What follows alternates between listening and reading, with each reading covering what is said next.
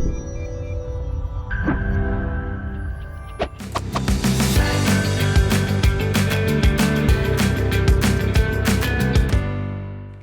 guys, kembali lagi bersama kami di Ngopi Ngobrol Pintar Investasi bersama CJCMB Sekuritas Indonesia. Kembali lagi bersama saya Vanessa Herman dan hari ini ada rekan saya Kevin Judah Huta Barat. Hai Kev, apa kabar nih? Baik, Van. Oke, ketemu lagi nih ya kita di Ngopi edisi kali ini kita masih akan lanjut nih membahas mengenai teknikal ya. Dan kalau misalkan teman-teman ingat nih di sekitar 2 minggu lalu ya, ini kita udah membahas yang namanya indikator moving average versi triple crossover ya, di mana waktu itu kita bahas saham pegas ya Kev ya kalau nggak salah ya, dengan MA-nya itu MA10, 30 dan juga MA50 ya. Nah langsung aja kita ngobrol sama Kevin. Jadi kali ini kita akan membahas apa lagi nih Kev? Oke, Fanny, thank you. Nah, teman-teman, mungkin teman-teman juga bingung ya kalau misalnya kemarin kita bahas moving average 10, 30, dan 50 itu disebutnya triple crossover. Nah, mungkin teman-teman bisa cek juga nih untuk sedikit mereview. Kita udah update ya, kita udah upload di YouTube di mana itu di episodenya 69 tentang ngopi ya. Jadi kemarin kita udah bahas tentang part 2-nya nih, Van. Nah, sekarang kita mau melangkah lebih jauh lagi sama dengan triple crossover tapi part 3 nih, pas ya, triple dan ini part ketiganya juga gitu ya. Jadi match gitu loh, Van, seperti itu. Iya, bener banget nih. Dan kalau misalkan teman-teman ingat, waktu itu kita bahas tuh ada jangka pendek, terus ada jangka menengah gitu ya. Berarti yang ini jangka panjang nih ya, Kev ya? Oh, pastinya gitu ya. Nah, kalau kita lihat nih sebenarnya teman-teman, triple crossover yang di episode 69 itu atau 69 itu kita membahas moving average dari moving average 10, 30 dan 50 dan kita mix gitu ya. Tapi itu untuk kita rekomendasi untuk jangka menengah.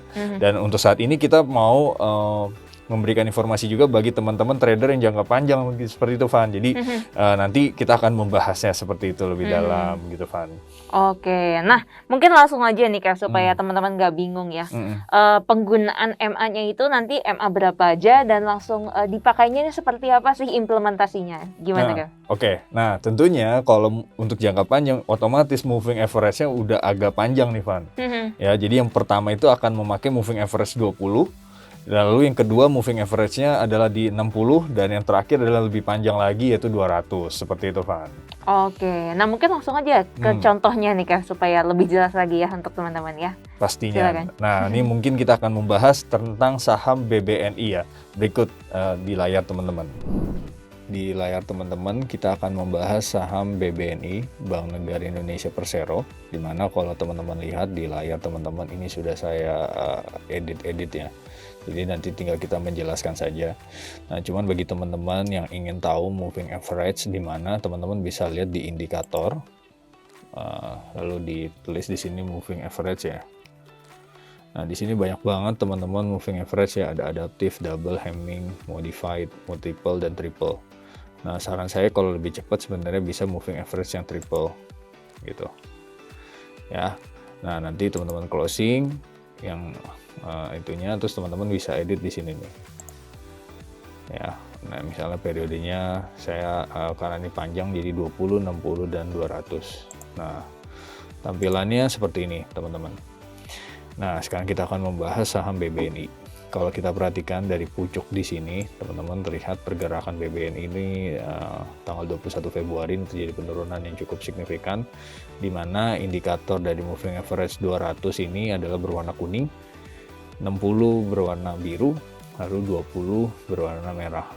Nah, jadi semakin pendek moving average-nya ini semakin dekat dengan candle.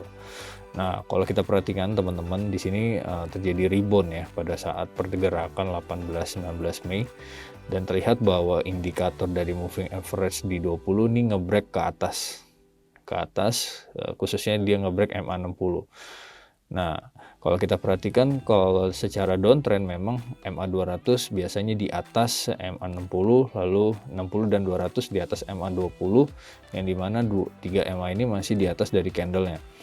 Nah, kalau pembalikan arah ini terlihat bahwa prosesnya adalah ketika MA20 ini nge-break MA60 yang ada indikasi perubahan arah ya.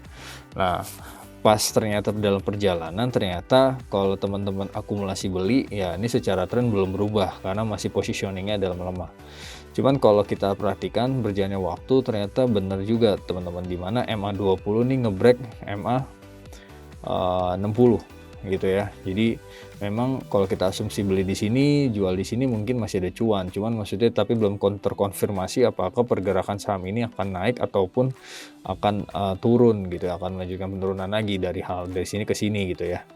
Nah, tapi menariknya adalah di sini kalau kita perhatikan moving average yang 20 ini ngebreak 60 ya, yang dimana ada indikasi perubahan arah dan dua-duanya ngebreak MA200. Nah, di area inilah sebenarnya untuk peluang kita akumulasi beli. Kenapa? Karena dengan ketiga indikator ini dari MA20 ngebreak 60 dan 20 dan 60 ini ngebreak 200, inilah indikasi bahwa terjadi penguatan. Dan terlihat ketika di 9 November ya, atau 6 November 2020 ini terjadi penguatan yang cukup signifikan gitu ya. Nah, sampai ada indikasi perubahan arah. Nah, kalau kita perhatikan indikasinya ini terjadi pelemahan gitu ya. Tapi secara tren kalau kita perhatikan memakai MA200 masih dalam kategori sideways cenderung menguat gitu ya. Karena MA200-nya masih di bawah dari candle. Nah, ketika indikasi ini sebenarnya teman-teman bisa wait and see aja gitu ya. Apakah terjadi penurunan ini belum terkonfirm karena apa? Karena kedua dari moving average ini tidak ngebreak MA200. Nah, ketika terjadinya ngebreak 200 inilah peluang turunnya mulai kebuka dan konfirmasi untuk jual. Jadi teman-teman bisa saja menjual di sini gitu. Sehingga teman-teman beli di sini, jual di sini mungkin masih kalau kita perhatikan dengan jarak waktu yang agak lama, teman-teman masih bisa cuan gitu ya. Kalau asumsinya beli di sini dengan mengikuti moving average-nya gitu. Nah, memang terkadang kenapa sih Kak nggak dijual di sini? Karena kalau kita perhatikan ini cuma dua garis ya, atau disebutnya double cross gitu kan. Jadi double cross ini cuma indikasi untuk sesaat karena kemungkinan saja merah, kalau misal kita nggak usah kita lihat merahnya ya, kita tutup ininya, kemungkinan saja ini akan menguat nih kemungkinan. Kalau misal kita lihat di atau yang terbarunya di sini gitu ya, dan mungkin saja ada penguatan dan dia akan lanjutkan kenaikan gitu trennya. Tapi kalau realitanya ternyata begini, nah ini terjadi penurunan yang cukup signifikan ya kalau kita perhatikan. Makanya kalau misalnya kita telat jualnya, kemungkinan bisa break even point karena kita belinya di sini gitu ya. Nah, kalau di sini kan teman-teman masih ada cuan gitu ya, kalau kita perhatikan.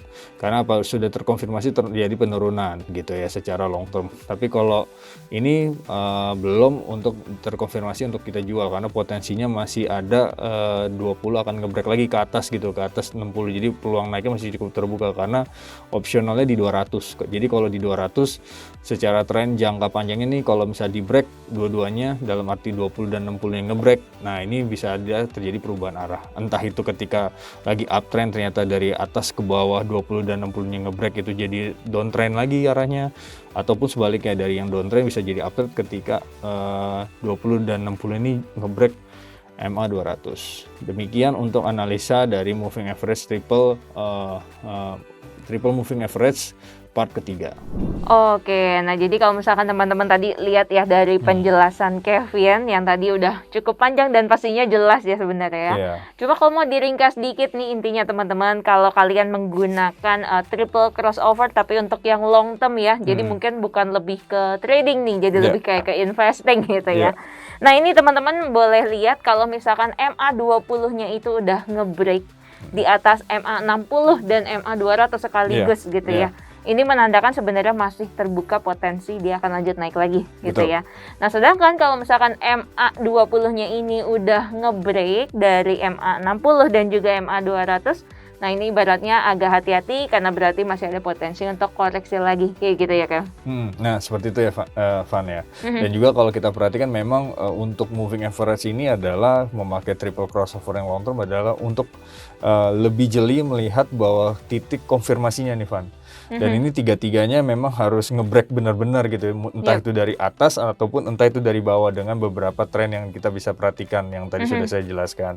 Mungkin seperti itu ya, Van ya. Oke, thank you banget nih Kev untuk sharingnya ya. Pastinya semoga bermanfaat buat teman-teman semua. Nah gimana guys, seru kan perbincangan kita kali ini? Jadi jangan lupa untuk like, komen, dan juga subscribe YouTube channel kami di CGS-CIMB Sekuritas Indonesia. Sampai jumpa di Ngopi, Ngobrol Pintar Investasi bersama CGS-CIMB Sekuritas Indonesia selanjutnya. Semangat investasi!